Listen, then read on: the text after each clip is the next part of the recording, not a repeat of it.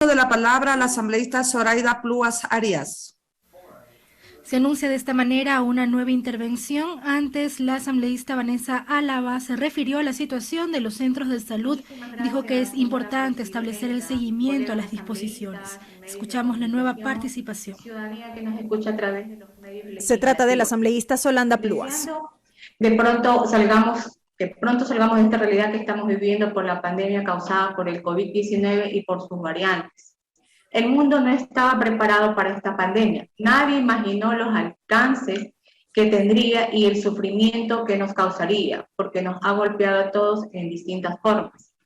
Pero ha transcurrido 2 años desde que inició. Hemos aprendido mucho desde entonces. Hemos identificado la ineficiente respuesta frente al riesgo y las falencias que como Estado hemos tenido. La falta de institucionalidad, la falta de coordinación, la falta de herramientas y mecanismos necesarios de planificación y la falta de políticas públicas oportunas, eficientes y necesarias para afrontar esta crisis. Es nuestra obligación como asambleístas crear un marco jurídico que nos permita dar respuesta integral a esta pandemia y a cualquier otro evento de riesgo o de emergencia que pueda suscitarse. No podemos continuar rigiéndonos por decretos de estados de excepción y alguna normativa secundaria cuando se presenta una situación de riesgo o emergencia que requiere una ley orgánica para este fin. Esto ya lo ha señalado la Corte Constitucional en sus distintos fallos. Debemos contar con un marco jurídico apropiado por la gestión de situaciones de emergencia, como la que estamos viviendo, más aún cuando lamentablemente no será el único ni el último evento. Pues si bien la pandemia es un hecho sin precedentes como país, ya hemos vivido situaciones adversas como el terremoto del año 2016.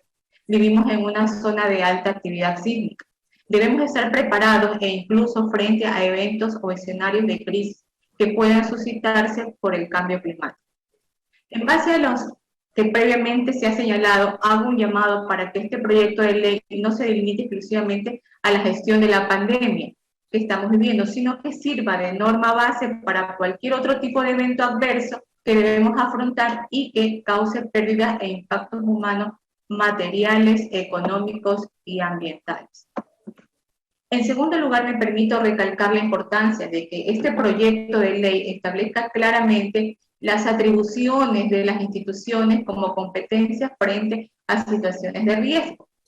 Cabe señalar que si bien el artículo 245 del Código Orgánico de Entidades de Seguridad Ciudadana y Orden Público creó los comités de operaciones de emergencia, no delimitó su estructura, competencias, funciones, atribuciones, por lo que es importante que esta norma cumpla este objetivo, el mismo que no puede quedar el arbitrio de normativa secundaria como actualmente funciona. Por citar un ejemplo, las estructuras, las funciones y atribuciones del Código Nacional no constan en una ley, sino en una resolución y en los decretos de estado de excepción que se han emitido, por lo que este proyecto de ley, al limitarse a establecer provisiones, a los cuales resulta insuficiente. De igual forma, considero que se debería organizar y clarificar las diferentes competencias en relación a la toma de las medidas para enfrentar la pandemia o cualquier otra situación de emergencia que pueda presentarse en un momento dado. Principalmente en el caso de competencias exclusivas o concurrentes con los gobiernos autónomos descentralizados, para evitar contradicciones y entendiendo que la gestión del riesgo debe ser descentralizada, pero articulada y coordinada con las autoridades públicas con competencias según el tipo de emergencia. Adicionalmente, es importante que se considere en la ley mecanismos de articulación para la gestión de riesgos o situaciones de emergencia, no solamente entre instancias gubernamentales, sino también con actores no gubernamentales internacionales que son indispensables en el manejo de crisis.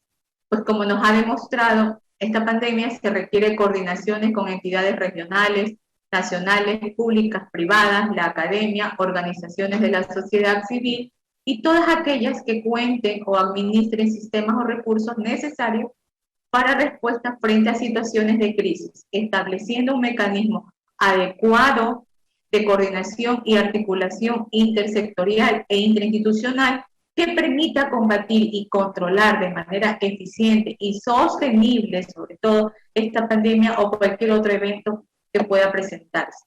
Creo que es fundamental, además, incorporar reformas en cuanto al manejo de la información, pues frente a escenarios de emergencia debemos contar con información precisa, actualizada y suficiente, que permita la toma de decisiones a nivel nacional y local, la misma que debe de ser pública y accesible.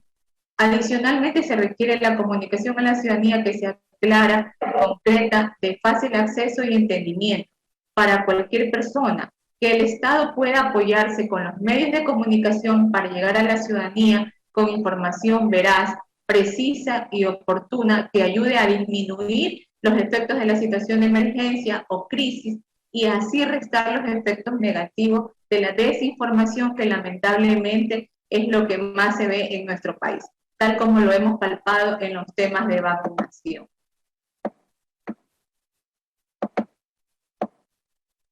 De otro lado, me permito pues sugerir que se revise el marco para la reducción de riesgo de desastres 2015-2030, adoptado en la tercera Conferencia Mundial de las Naciones Unidas sobre la reducción de riesgo de desastres, celebrado en Japón, del 14 al 18 de marzo del 2015, la cual establece varios parámetros que podrían ser adoptados por nuestra legislación, aterrizados a nuestra realidad nacional y local, para estar preparados y dar una respuesta eficaz y eficiente en todos los niveles frente a una situación de riesgo, tomando en cuenta aspectos económicos, estructurales, jurídicos, sociales, sanitarios, culturales, educativos, tecnológicos, políticos e institucionales.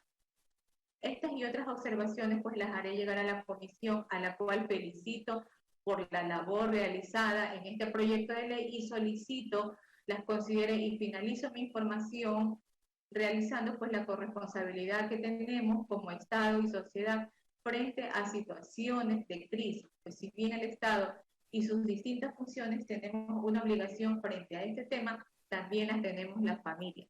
Debemos seguir las normas para evitar el colapso del sistema de salud y las demás pérdidas humanas. Muchísimas gracias, señora presidenta. Intervención de la asambleísta por la